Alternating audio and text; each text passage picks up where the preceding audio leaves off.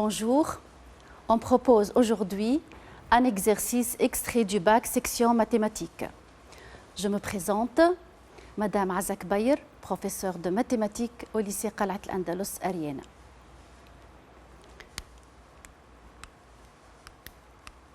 Voilà l'exercice.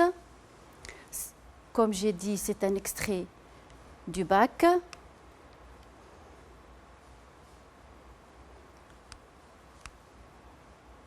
Il contient aussi une annexe. Cet exercice, c'est un extrait du bac session principale 2019. Il contient la fonction réciproque, le théorème des valeurs intermédiaires, fonction définie par une intégrale, calcul d'air, suite, intégrale et ordre. Donc, comme vous voyez, la première partie de l'exercice, il s'agit de voir la fonction réciproque. Puis, la deuxième partie de l'exercice, c'est une fonction définie par une intégrale. La troisième, c'est une suite. Et la quatrième, la convergence de cette suite. Et voilà l'annexe. Donc, on va commencer par la première question. Le plan est muni d'un repère orthonormé OIJ. On considère la fonction f définie sur 0 plus l'infini par f de x égale à racine carrée de 1 moins exponentielle de moins x. La première question, petit a, montrer que f possède une fonction réciproque g définie sur l'intervalle 0, 1. Rappel, théorème, si f est une fonction strictement monotone sur un intervalle i, alors f réalise une bijection de i sur f de i. Donc, pour répondre à cette question, on va montrer que f est strictement monotone. Pour cela, on va calculer sa dérivée et voir son signe.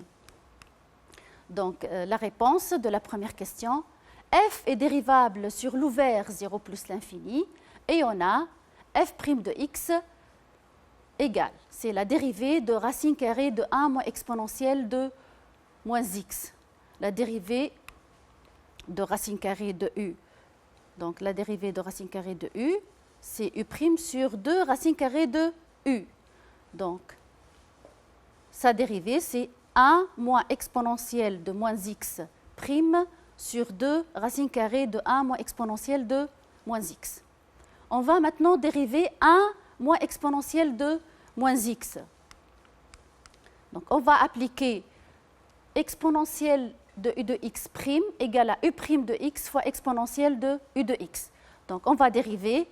La dérivée de 1, c'est 0. La dérivée de exponentielle moins x, c'est moins 1 fois exponentielle de moins x. Donc, on obtient, avec le signe moins, exponentielle de moins x. Donc, notre dérivée égale à exponentielle de moins x sur 2 racine carrée de 1 moins exponentielle de moins x. Regardez bien, exponentielle de moins x est positif. 2 racine carrée de 1 moins exponentielle de moins x est aussi positif. Donc, notre dérivée est positif pour tout x appartient à l'intervalle 0 plus l'infini. On a f' de x est strictement positif pour tout x appartient à l'ouvert 0 plus l'infini. Donc, f est strictement croissante sur l'ouvert 0 plus l'infini. Donc, on a un théorème, soit f une fonction continue sur un intervalle fermé AB, dérivable sur l'ouvert AB. Si f est croissante, respectivement strictement croissante sur l'ouvert AB, alors, donc ces trois hypothèses, alors f est croissante, respectivement strictement croissante sur le fermé AB. Donc, notre fonction f on a f est continu sur le fermé 0 plus l'infini, la première hypothèse, dérivable sur l'ouvert 0 plus l'infini, la deuxième hypothèse, et strictement croissante sur 0 plus l'infini, ouvert, la troisième hypothèse. Alors, f est continue et strictement croissante sur le fermé 0 plus l'infini. Donc, elle possède une fonction réciproque g définie sur f de l'intervalle 0 plus l'infini. F de l'intervalle 0 plus l'infini, c'est l'intervalle f de 0, la limite de f lorsque x tend vers plus l'infini. C'est égal à 0,1. Pourquoi? Parce que f de 0 égale à 0, donc on remplace par 0, on trouve f de 0 égale à 0, et on va utiliser la limite des fonctions composées. La limite lorsque x tend vers plus l'infini de moins x égale à moins l'infini, et la limite lorsque x tend vers moins l'infini de racine carrée de 1 moins exponentielle de x égale à 1. Donc, la limite lorsque x tend vers plus l'infini de f de x égale à 1. Donc, la conclusion, f possède une fonction réciproque qu'on va appeler g, définie sur l'intervalle 0,1. Voilà la réponse à la première question. La deuxième, la question petit b, montrer que pour tout x appartient à 0,1, g de x égale à moins ln de 1 moins x au carré. Donc, je vais vous rappeler le théorème. Soit f une fonction, soit f une bijection d'un intervalle i sur f de i, et f moins 1 sa réciproque pour tout y de i et tout x de f de i, f moins 1 de x égale à y, si et seulement si f de y égale à x. Donc, on va utiliser ce théorème pour expliciter l'expression de g de x. Voilà, donc pour tout x appartient à 0,1, y appartient à 0 plus l'infini, on a g de x, qui est la réciproque de f, g de x égale à y, équivaut f de y égale à x. Donc, je vais remplacer f de y par son expression et je vais essayer d'exprimer y en fonction de x. Donc, f de y égale à x, c'est-à-dire, c'est équivaut à dire que racine carrée de 1 moins exponentielle de moins y égale à x. C'est équivaut à 1 moins exponentielle de moins y égale à x au carré. C'est équivaut à exponentielle moins y égale à 1 moins x au carré, équivaut à moins y égale à ln de 1 moins x au carré, et enfin y égale à moins ln de 1 moins x au carré. Donc ici, on a y en fonction de x. Donc l'expression de g de x égale à moins ln de 1 moins x au carré. Donc conclusion, g de x égale à moins ln de 1 moins x au carré pour tout x appartient à l'intervalle 0,1. La question petit c, on va montrer que l'équation g de x égale à x admet une solution alpha sur l'intervalle 0,7, 0,8. On va se rappeler du théorème des valeurs intermédiaires. Ce théorème va nous permettre de résoudre cette question. Donc, soit f une fonction continue sur un intervalle i, soit a et b de réels de i tel que a inférieur à b, pour tout réel k compris entre f de a et f de b, l'équation f de x égale à k possède au moins une solution dans l'intervalle ab. La deuxième version du théorème, soit f une fonction continue et strictement monotone sur un intervalle i, donc ici il y a une autre hypothèse, c'est strictement monotone. Soit a et b deux réels de i tels que a inférieur à b, alors pour tout réel k compris entre f de a et f de b, l'équation f de x égale à k admet une unique solution dans l'intervalle ab. Donc ici, dans notre question, on va montrer que l'équation g de x égale à x admet une solution. Donc on va utiliser la première version, c'est-à-dire il faut montrer que la fonction est continue sur l'intervalle et que k est compris entre f de a et f de b. Donc on va voir la réponse. On a g de x égale à x, c'est équivaut à g de x moins x égale à 0. Donc on va poser la fonction auxiliaire h de x égale à g de x moins x. Donc l'équation g de x moins x g de x égale à x sera équivaut à l'équation h de x égale à 0. Donc on va prendre la fonction h. On va voir sa continuité. On a x associe g de x. Elle est continue sur l'intervalle 0,1. Pourquoi? Parce que, donc, si f est une fonction continue et strictement monotone sur un intervalle i, alors sa réciproque f-1 est continue et strictement monotone sur l'intervalle f de i et varie dans le même sens que f. Donc, dans cet exercice, f est continue et strictement croissante sur l'intervalle 0 plus l'infini, alors sa réciproque g est aussi continue et strictement croissante sur 0 plus l'infini. Donc g est continue sur 0,1. Voilà. X associé moins x est aussi continue sur 0,1 car c'est une fonction polynôme. Donc h, qui est égal à g de x moins x, est continue sur l'intervalle 0,1 comme étant leur somme. Donc, la première hypothèse, h est continue sur 0,1 nous permet de dire que h est continue sur l'intervalle 0,7, 0,8.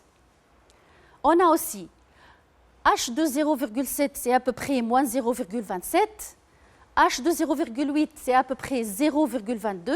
Donc, une valeur est positive, l'autre valeur est négative. Donc, 0 est encadré entre h de 0,7 et h de 0,8. La deuxième hypothèse est vérifiée. Les deux hypothèses sont là. Donc, on peut conclure que l'équation h de x égale à 0 admet une solution alpha dans l'intervalle 0,7, 0,8.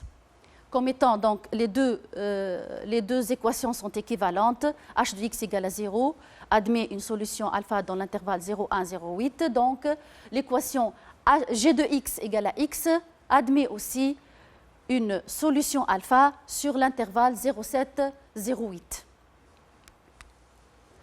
La question petit d.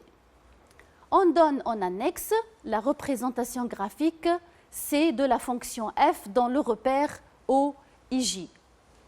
La première bisectrice delta, le point A de coordonnées alpha, alpha, on désigne par C' la courbe de G.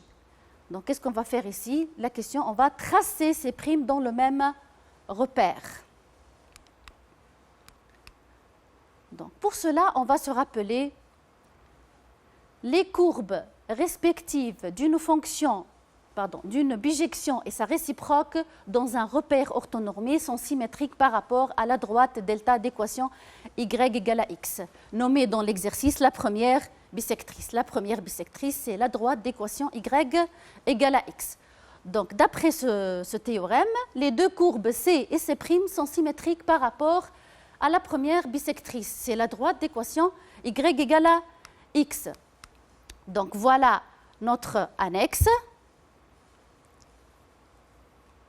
Donc, sur l'annexe, voilà notre repère orthonormé O, I, J. Celle-là, c'est la courbe C de la fonction f. Et celle-là, c'est la droite delta, c'est la première bisectrice, ou bien la droite d'équation y égale à x. Voyons la courbe C. Elle possède une demi-tangente verticale dirigée vers le haut. Une demi-tangente verticale dirigée vers le haut. Comme vous voyez, elle est strictement croissante. Sa limite en plus l'infini égale à 1. Donc, la droite d'équation y égale à 1 est une asymptote ACF au voisinage de plus l'infini. Maintenant, on va construire ces primes. Donc, C et ces primes sont symétriques par rapport à delta. Tout d'abord, on va construire les éléments de ces primes. Donc, l'image de cette asymptote et l'image de la tangente, la demi-tangente verticale dirigée vers le haut.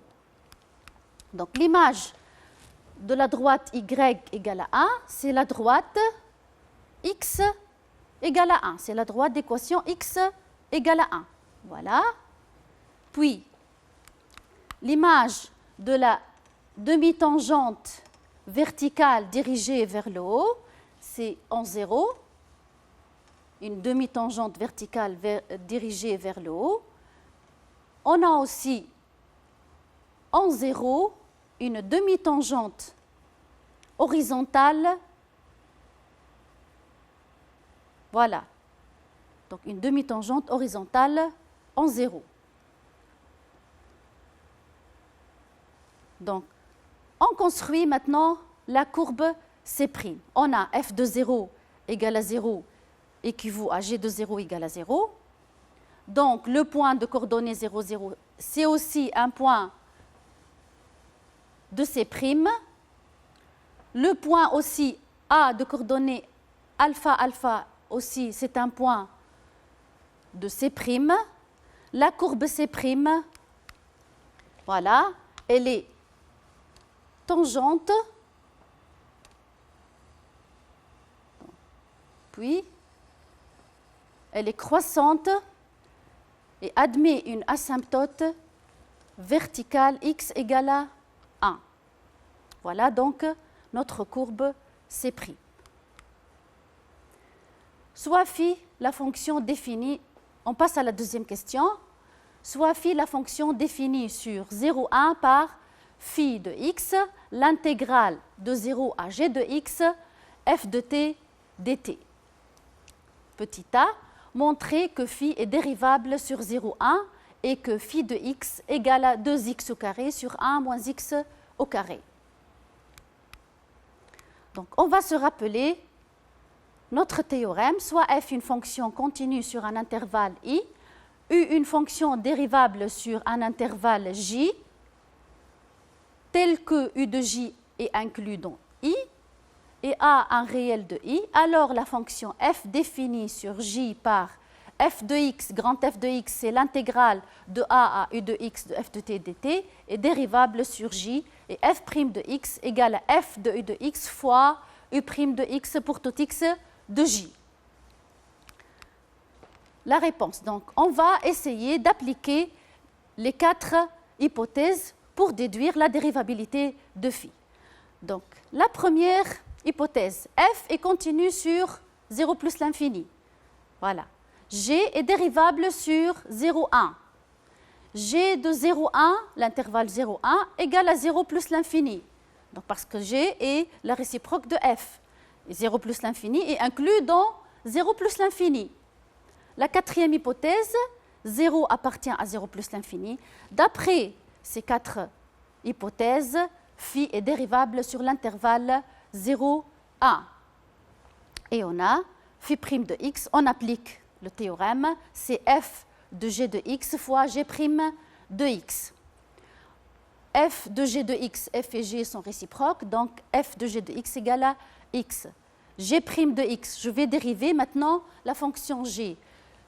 G est l'expression de la fonction g, donc g égale à moins ln de 1 moins x au carré, que je connais au début. Donc je vais dériver cette fonction, ln de 1 moins x au carré. Donc je vous rappelle que la dérivée ln de u de x' égale à u' de x sur u. Donc je vais appliquer cette formule, on obtient 1, la dérivée de ln de 1 moins x au carré, c'est 1 moins x au carré prime sur 1 moins x au carré. Maintenant, je vais dériver 1 moins x au carré, c'est un polynôme, sa dérivée c'est moins 2x. Donc j'obtiens, après avoir fait les calculs, donc 2x au carré sur 1 moins x au carré. Donc conclusion, phi est dérivable sur 0, 1 et phi' de x égale à 2x au carré sur 1 moins x au carré pour tout x appartient à l'intervalle 0, 1.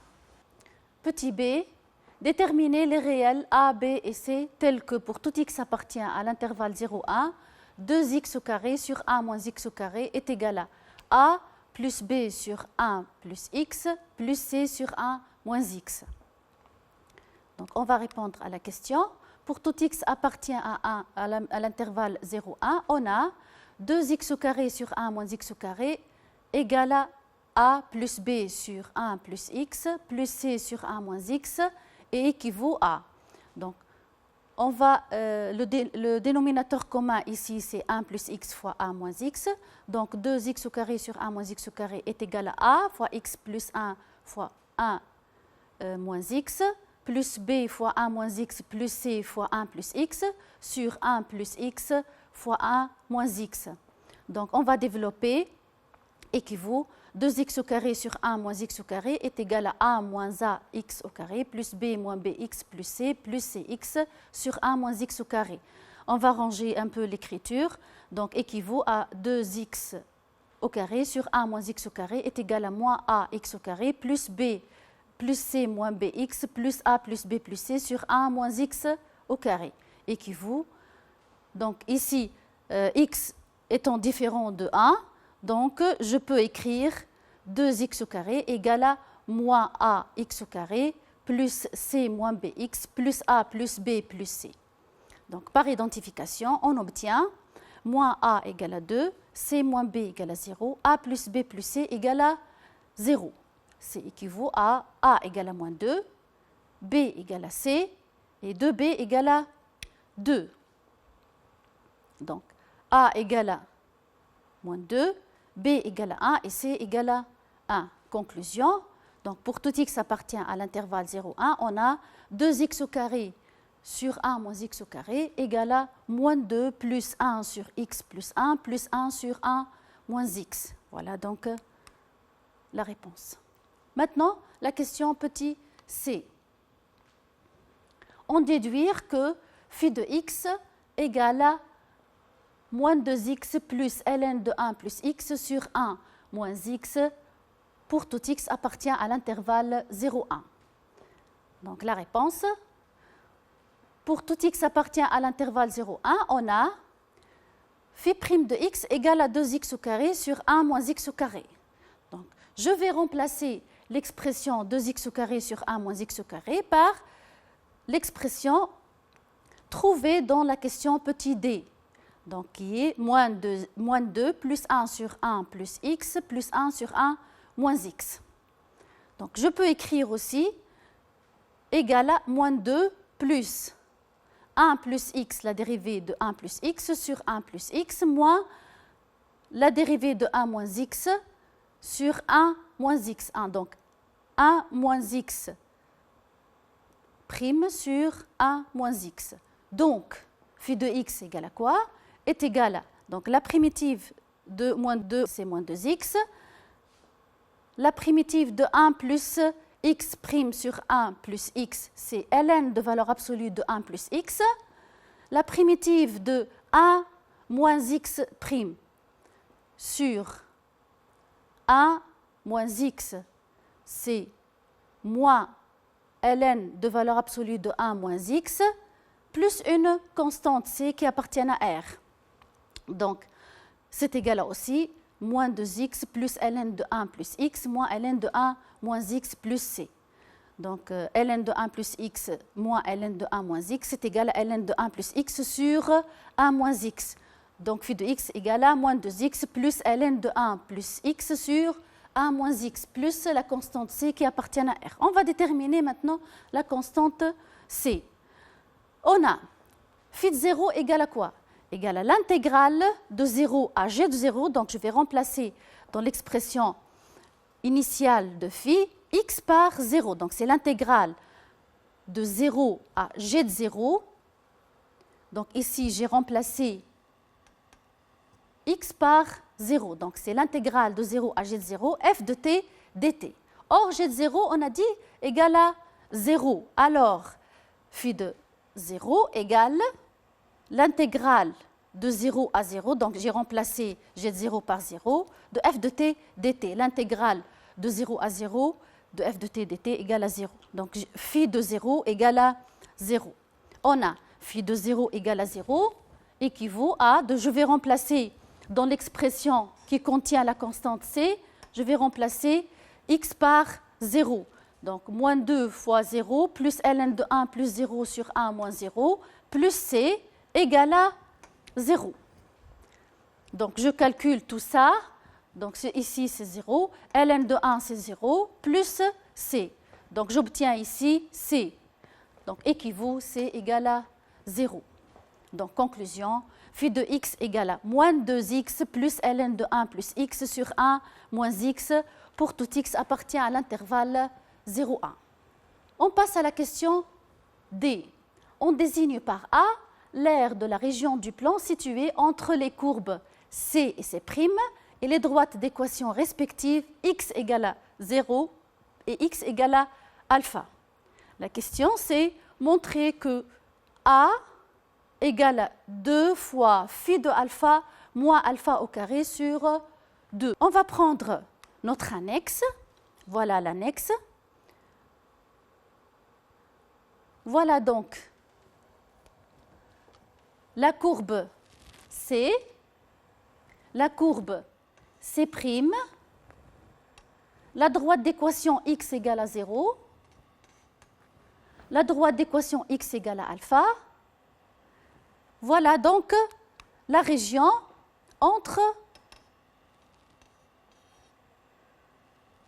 la courbe C et C', les droites d'équation x égale à 0 et x égale à alpha. Remarquons que cette région est symétrique par rapport à la droite delta. Donc, cette région est symétrique par rapport à la droite delta. Donc, je peux remarquer que A est le double de cette partie colorée. A est le double de cette partie. Cette partie, c'est quoi?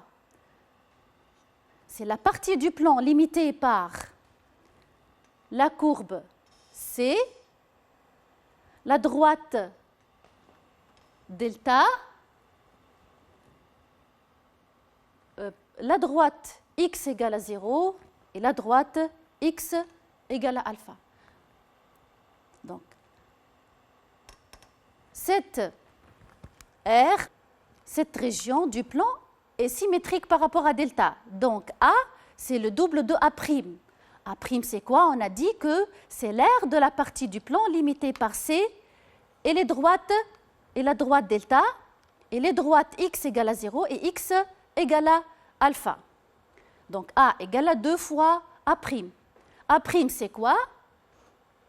C'est l'intégrale de 0 à alpha de valeur absolue de f de x moins x.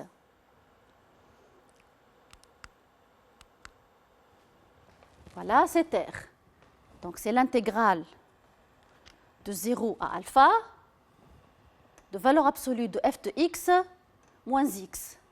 Regardez bien que sur l'intervalle 0 alpha, la courbe de f est au-dessus de la droite delta. Donc, f de x moins x, elle est comment? Elle est positive. Donc, je vais remplacer, donc c'est égal à 2, l'intégrale de 0 à alpha de f de x moins x, car f de x est supérieur à x pour tout x appartient à l'intervalle 0 à alpha. Donc cet intervalle, la courbe de f est au-dessus de la droite delta, donc f de x est supérieur à x. On calcule maintenant l'intégrale de 0 à alpha de f de x dx moins l'intégrale de 0 à alpha de x dx. Donc c'est égal à 2 fois l'intégrale de 0 à g de alpha. Pourquoi g de alpha? Parce que alpha est solution de l'équation g de x égale à x. Donc g de alpha égale à alpha. Donc je peux remplacer ici alpha par g de alpha.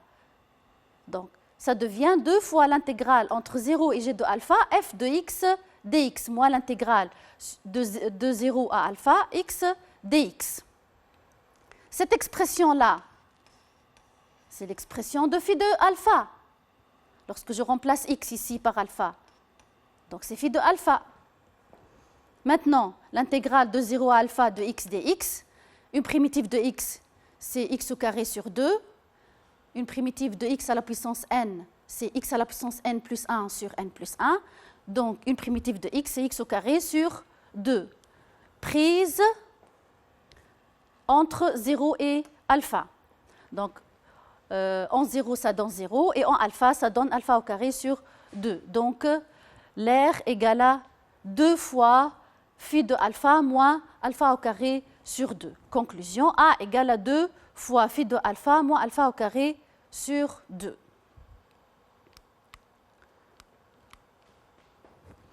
La troisième question. Soit UN, la suite définie sur n étoiles par UN égale à la somme de k variant de 1 à n de 1 sur k fois 3 à la puissance k, soit n supérieur ou égal à 1, on pose pour tout t appartient à l'intervalle 0,1, Sn de t égale à 2 fois la somme de k variant de 1 à n, t à la puissance 2k moins 1.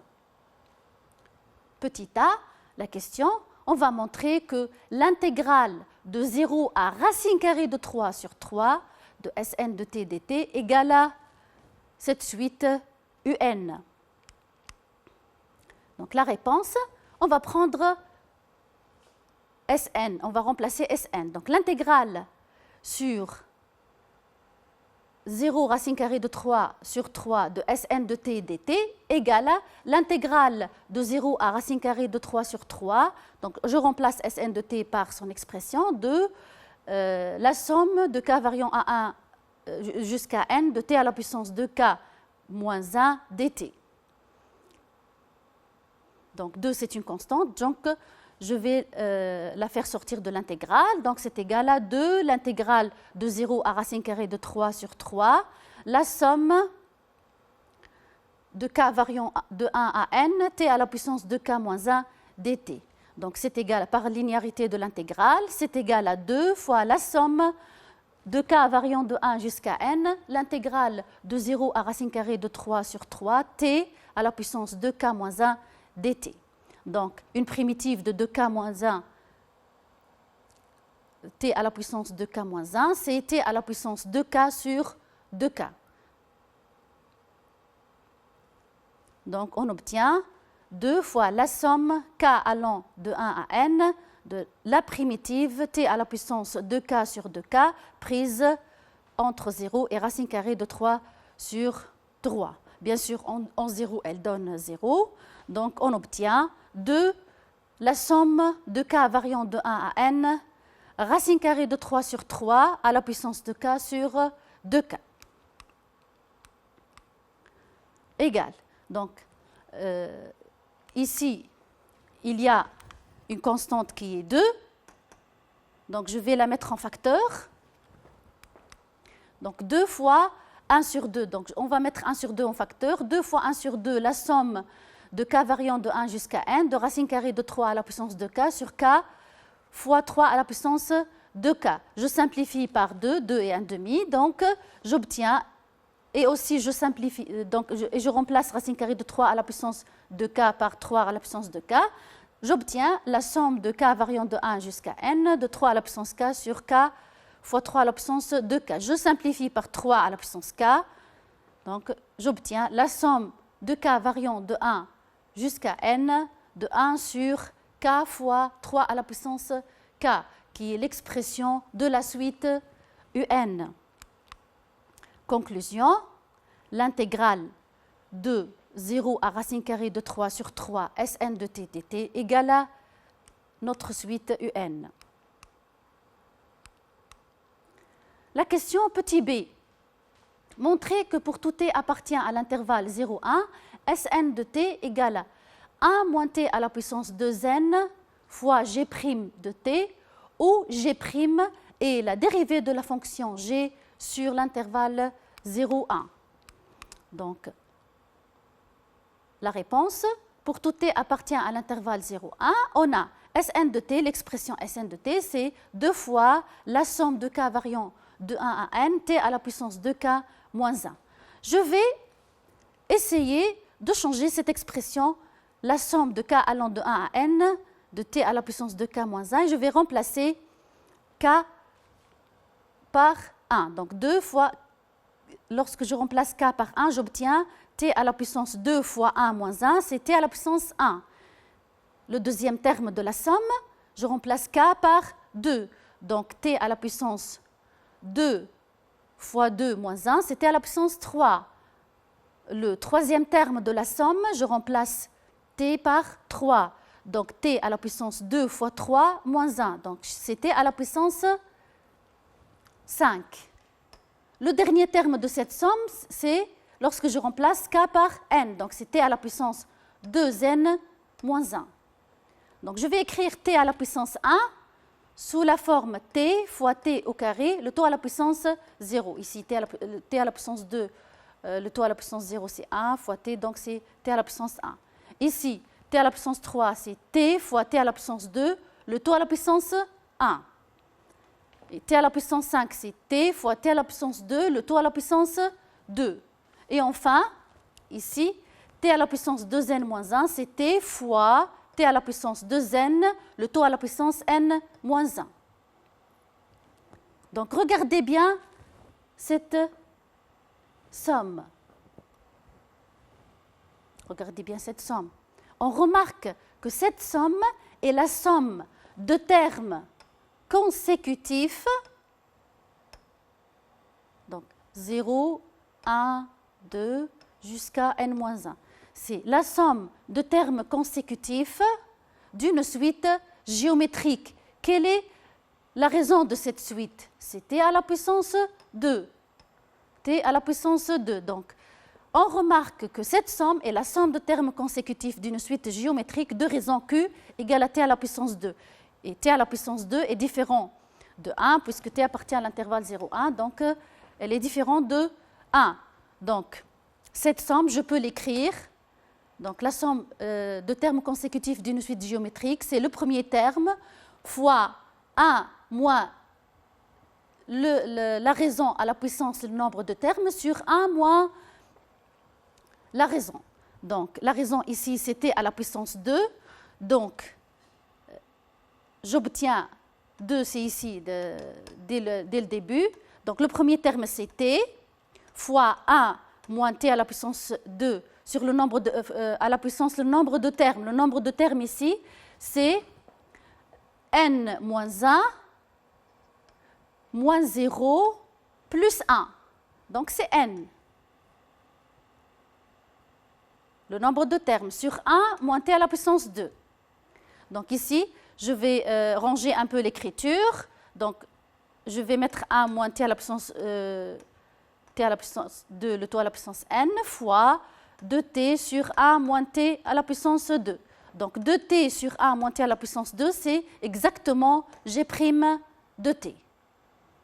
Donc je vais remplacer par g' de t, donc égal à 1 moins t à la puissance 2n fois g' de t. Donc la conclusion, c'est Sn de t égale à 1 moins t à la puissance 2n fois g' de t.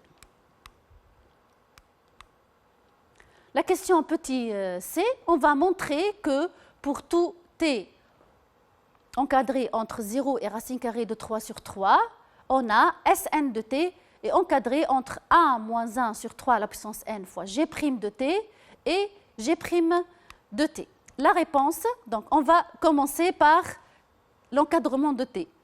T est encadré entre 0 et racine carrée de 3 sur 3, donc t au carré est encadré entre 0 et 1 sur 3. Donc à la puissance n, c'est équivaut à 0 inférieur ou égal à t à la puissance 2, le taux à la puissance n, inférieur ou égal à 1 sur 3 à la puissance n. Donc je vais multiplier par moins 1, donc c'est équivaut à moins 1 sur 3 à la puissance n, inférieur ou égal à moins t à la puissance 2, le taux à la puissance n, inférieur ou égal à 0. C'est équivaut à, je vais ajouter 1, donc 1 moins 1 sur 3 à la puissance n, inférieur ou égal à 1 moins t au carré à la puissance n, inférieur ou égal à 1. Maintenant, je vais, pour arriver à cette expression, je dois multiplier par g' de t. Or, g' de t, elle est comment? Elle est positive. Donc, pour tout x appartient à 0, racine carrée de 3 sur 3, qui est inclus dans l'intervalle 0,1. Donc, g' de t est supérieur ou égal à 0 pour tout t appartient à 0,1. Donc, g' de t est supérieur ou égal à 0 pour tout t appartient à l'intervalle 0, racine carrée de 3 sur 3.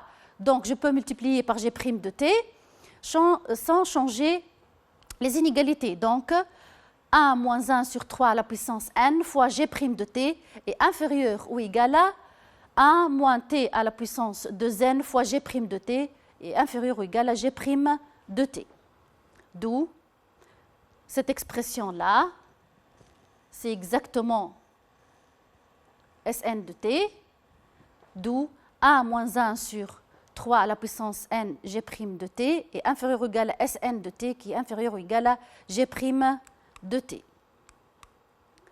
Donc on va déduire maintenant de cette question, de la question précédente, on va déduire que un, la suite un, est encadrée entre 1 moins 1 sur 3 à la puissance n fois g de racine carrée de 3 sur 3 et g de racine carrée de 3 sur 3. Donc, puisque c'est une déduction de la question précédente, donc on va prendre le résultat de la question précédente. On a Sn de t est encadré entre 1 moins 1 sur 3 à la puissance n, g' de t et g' de t, d'après la question précédente, pour tout t appartient à l'intervalle 0 racine carrée de 3 sur 3. C'est qu'on va appliquer l'intégrale sur l'intervalle 0 racine carrée de 3 sur 3, c'est équivaut à l'intégrale sur 0 racine carrée de 3 sur 3 de Sn de t dt est encadré entre l'intégrale de 0 à racine carrée de 3 sur 3 de 1 moins 1 sur 3 à la puissance n, g' de t dt, et l'intégrale de 0 à racine carrée de 3 sur 3 g' de t dt. C'est équivaut à, donc 1 moins 1 sur 3 à la puissance n, c'est une constante, donc je peux écrire 1 moins 1 sur 3 à la puissance n fois l'intégrale de 0 à racine carrée de 3 sur 3 g' de t dt. Et je vais remplacer l'expression l'intégrale de 0 à racine carrée de 3 sur 3 de Sn de t dt par un. Donc, c'est équivaut à un est encadré entre 1 moins 1 sur 3 à la puissance n, l'intégrale de 0 à racine carrée de 3 sur 3 g' de t dt, et l'intégrale de 0 à racine carrée de 3 sur 3 g' de t dt. C'est équivaut à quoi? Maintenant, je vais calculer l'intégrale.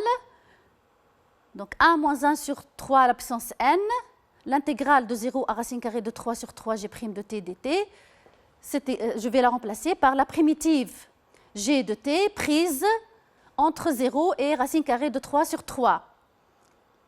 Donc, qu'est-ce qu'on obtient? 1 moins 1 sur 3 à la puissance n, la primitive g de t prise entre 0 et racine carrée de 3 sur 3 est inférieur ou égal à un est inférieur ou égal à g de t, la primitive g de t prise entre 0 et racine carrée de 3 sur 3.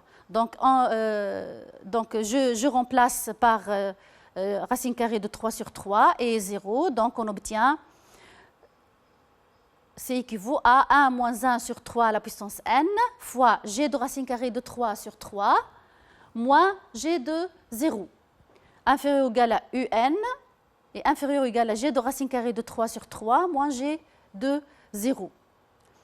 On sait que g de 0 égale à 0. Donc, on obtient l'équivalence 1 moins 1 sur 3 à la puissance n, g de racine carrée de 3 sur 3, inférieur ou égal à un et inférieur ou égal à g de racine carrée de 3 sur 3. Donc, la conclusion ici, pour tout t appartient à l'intervalle 0 racine carrée de 3 sur 3, on a un est encadré entre 1 moins 1 sur 3 à la puissance n fois g de racine carrée de 3 sur 3 et g de racine carrée de 3 sur 3. La dernière question, montrer alors que la suite un est convergente et déterminer sa limite.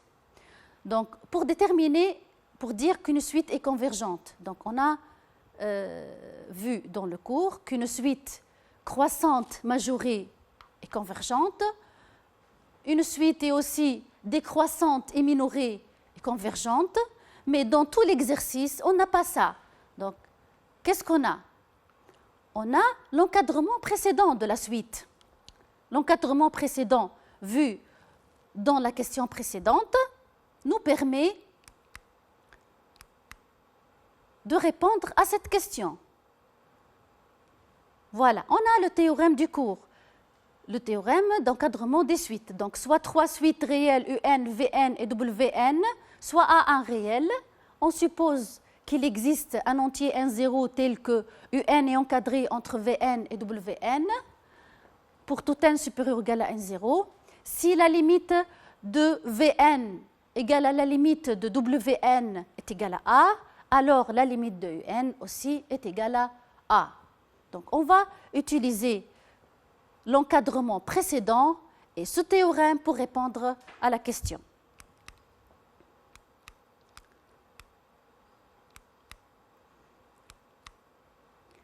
Donc, pour tout n appartenant à n étoile, on a l'encadrement UN est encadré entre 1 moins 1 sur 3 à la puissance n, g de racine carrée de 3 sur 3 et g de racine carrée de 3 sur 3. Donc, on va commencer par la première suite. La première suite, on va calculer sa limite. Donc, 3 est supérieur à 1. Donc, la limite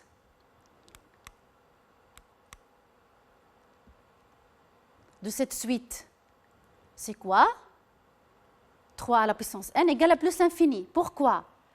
C'est une suite géométrique. Une suite UN est une suite géométrique définie par UN égale à Q à la puissance n, n supérieur ou égal à 0, où Q est un réel non nul. Si Q est supérieur à 1, voilà, alors la limite de UN égale à plus l'infini. Si valeur absolue de Q est inférieure à 1, alors la limite de UN égale à 0. Si Q est inférieur à moins 1, alors UN n'a pas de limite. Si Q égale à 1, alors UN est constante. Nous, on est dans le premier cas. 3 est supérieur à 1, donc la limite de 3 à la puissance n égale à plus l'infini. Donc, la limite de la suite 1 moins 1 sur 3 à la puissance n fois g de racine carrée de 3 sur 3 égale à quoi? Est égale à g de racine carrée de 3 sur 3. Ici, g de racine carrée de 3 sur 3, c'est une constante. Donc, la limite de g de racine carrée de 3 sur 3, c'est g de racine carrée de 3 sur 3. Donc,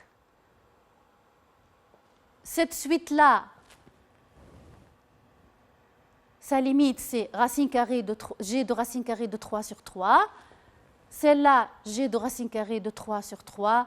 Donc, la limite de la suite un, c'est g de racine carrée de 3 sur 3. Et on calcule g de racine carrée de 3 sur 3. On a explicité déjà l'expression de g dans la première question. Et on remplace, on obtient g de racine carrée de 3 sur 3 égale à ln de 3 sur 2. Voilà la conclusion. La suite UN est convergente et sa limite est ln de 3 sur 2.